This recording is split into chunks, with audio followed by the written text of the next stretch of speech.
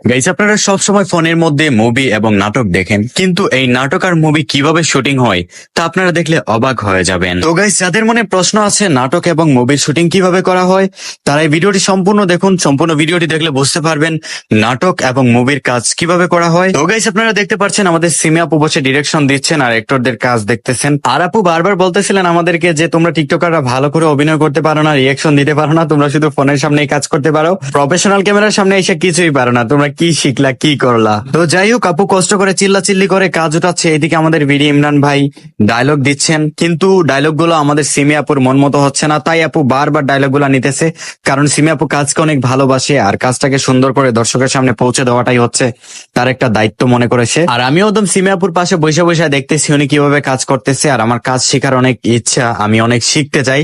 তাই আপুর পাশে বসে দেখতেছি আপু কেমনে কাজ করে। আপুর সাথে একদিন কাজ করার সুযোগ হয়েছে আমার, তো একদিনে আমি অনেক